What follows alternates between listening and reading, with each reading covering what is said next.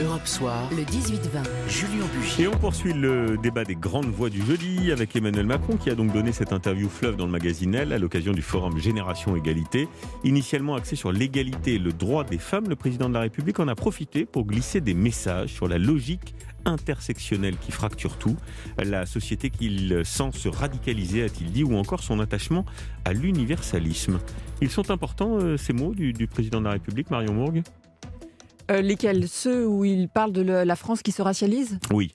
Ils sont importants parce qu'ils sont assez justes et c'est vrai que c'est une préoccupation qui monte, on le sent, parmi les élus. La seule question, c'est quels sont vraiment les propos d'Emmanuel Macron, parce que dans une situation, il dit ça et puis X mois avant, il va dénoncer le privilège blanc ou il va dire il faut déconstruire l'histoire. Donc on a un discours qui est assez fluctuant sur ces thématiques et donc on a du mal à savoir ce que pense vraiment Emmanuel Macron. Oui, vous êtes d'accord avec ça, Stéphane Vernet? Il y a une espèce de changement de discours du président de la République selon le public auquel il parle? Ah oui, je suis complètement d'accord. C'est-à-dire qu'il a l'habitude, il aime bien surprendre, donc il choisit des supports très différents et il essaye d'avoir un discours souvent qui corresponde aux médias qu'il utilise ou qu'il teste, mais ce qui peut l'amener effectivement à avoir des expressions parfois contradictoires. Il est difficile à suivre. Il a multiplié les supports, donc je ne vais pas vous refaire l'histoire de la vidéo de McFly et Carlito, mais Oui. un coup il parle à Valeurs Actuelles, un coup il est dans Elle, un coup il est dans la presse Mais quotidienne le régionale. support, j'ai envie de dire, peu importe, c'est La normal presse qu'il aille américaine, chercher il dit son pas public. tout à fait la même chose Oui, que la c'est- presse et voilà, Ce qui est française. important, sauf c'est que- le message. Oui, mais c'est-à-dire que Oui, mais lui-même, Oui, il organise sa communication comme si on était dans un Mhm. monde où en fait chacun était dans sa bulle. Oui. Voir et- dans sa communauté, Et Stéphane. dans sa communauté, voilà, exactement. Et en faisant comme si, finalement, d'une communauté à l'autre, on n'écoutait pas et on ne comparait pas les choses. Et parfois, ça ajoute beaucoup de confusion. Alors que sur ces sujets, effectivement, il y a des choses fondamentales à dire. On a mais c'est pas longtemps toujours très clair. reproché aussi au chef de l'État, notamment, souvenez-vous, contre Valls, lorsqu'il était ministre de l'économie, d'avoir une vision de la société très anglo-saxonne, c'est-à-dire une vision de la société communautarisée, où l'économie permettrait en somme de résoudre les problèmes identitaires. C'est toujours ce qu'il pense, Bruno Jeudi, au fond? Je sais plus, moi. Je Vous vais vous savez dire plus. un truc, j'aimerais bien qu'Emmanuel Macron stabilise sa pensée sur un certain nombre de choses. Ce qu'il dit dans Elle, sur l'universalisme, tant mieux si c'est son évolution et si ce discours-là est celui qu'il tient dans tous les médias, à tous les publics, jusqu'à la présidentielle. Il a le droit d'avoir changé. Il y a beaucoup de questions où il a changé, voire même à 180 degrés. On a eu il y a quelques mois, avant le projet de loi sur le séparatisme, Emmanuel Macron avait fait un discours au Mureau qui était quand même assez éloigné de ce qu'il pouvait dire et pendant la campagne et même au début du mandat. Donc il y a beaucoup de questions comme ça où même Macron, finalement, peut-être que le pouvoir lui a permis de découvrir un certain nombre de choses et de stabiliser sa pensée, tant mieux. Moi, je suis assez d'accord avec Stéphane, c'est une communication en silo.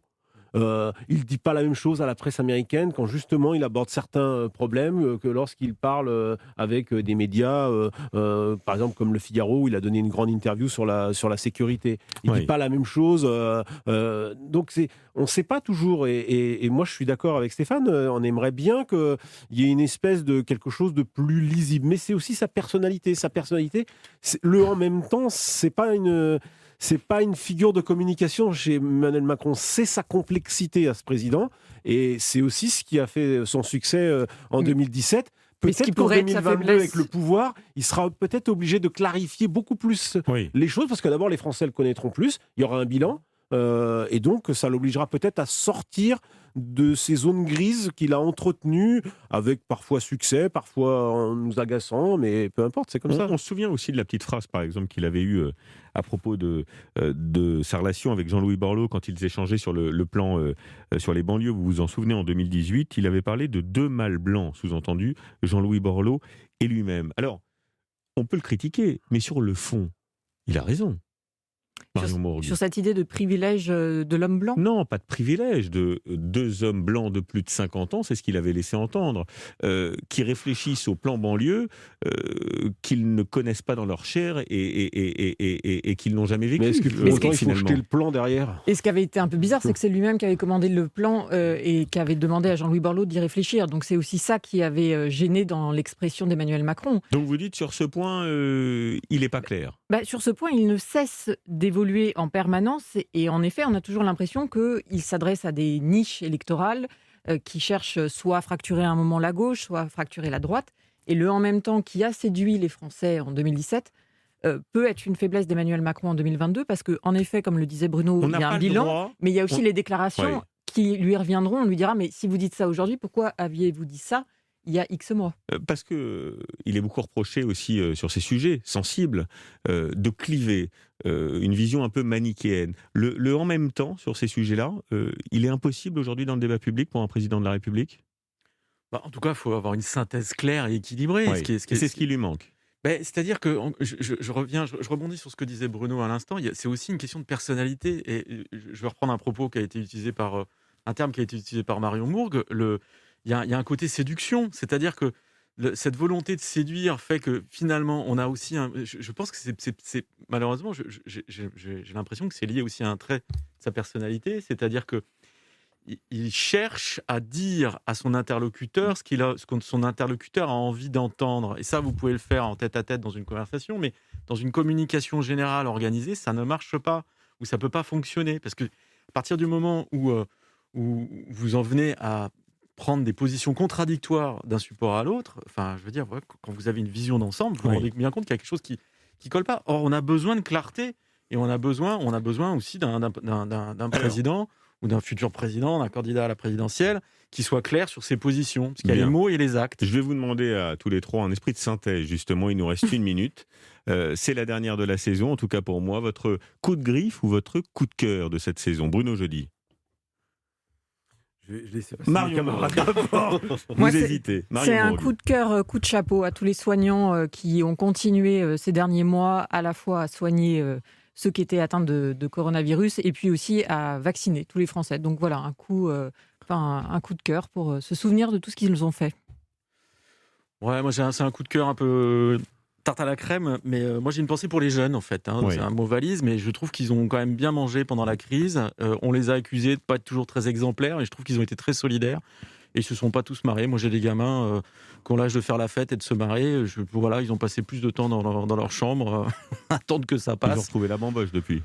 Ouais, Stéphane mais Vernet. bon, ça a quand même été une année dure, et je trouve que c'est bien. Coup de chapeau à la résilience des jeunes. Bruno Jeudi. Moi, je vais faire un coup de griffe, faire un peu dans le politiquement pas très correct. Mon coup de griffe, c'est contre tous ceux qui critiquent les forces de l'ordre, les policiers. Je trouve que cette année, c'est vraiment une année... Alors, je ne sais pas, peut-être que je les commande plus qu'il y a quelques années. Je trouve que cette année, c'était quand même très, très, très lassant d'entendre tout ça. Je veux dire, ils ont vraiment beaucoup morflé, quoi. Avignon, je ne vais pas énumérer toutes les villes. Je trouve qu'ils prennent beaucoup. Je fais beaucoup les plateaux de télévision par mon activité du soir. Et vraiment, j'en entends trop qui critiquent, quoi. Voilà, je trouve que c'est quand même un métier difficile. C'est des gens qui gagnent, franchement, pas leur vie difficilement et qui font un métier dangereux. Ouais. Quand j'entends les gens critiquer, quand j'entends certaines manifestations contre... On a monté en épingle les violences policières. On a monté en épingle les violences policières. Il y en a des violences policières. Vous auriez pu l'inverser, vous auriez pu dire coup de cœur aux forces de l'ordre. Mais coup de griffe pour ceux qui critiquent. Et coup de griffe pour ceux qui critiquent. Voilà, la boucle est bouclée. Merci à tous les trois d'avoir animé à mes côtés cette dernière des grandes voix du jeudi. C'était un plaisir de vous retrouver chaque semaine pour débattre de l'actualité. Merci Julien. Merci beaucoup.